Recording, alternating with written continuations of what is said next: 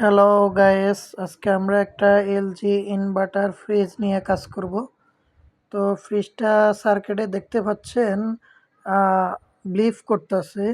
Indicator ব্লিপ করে, কয়বার ব্লিপ করে আমরা সেটা দেখব। 1 2 3 বার, 3 বার ব্লিপ করে। তো দেখতে পাচ্ছেন অ্যাম্পিয়ার মিটার 00, কম্প্রেসার চালু হচ্ছে না। তো এটা মূলত আমাদের ইন্ডিকেটরের ব্লিপ করানো অনুযায়ী দেখা যাচ্ছে এটা কম্প্রেসারে প্রবলেম। তারপরে আমরা বাকিটা আর একটু ভালোভাবে চেক দিব। তো দেখতে পাচ্ছেন আমাদের এখানে ফ্যান মোটরটা চলতেছে কম্প্রেসারের পাশে। কন্ডেন্সারের জন্য যে কুলিং ফ্যানটা থাকে, ফ্যানটা চলতেছে। তো কিন্তু কম্প্রেসার চালু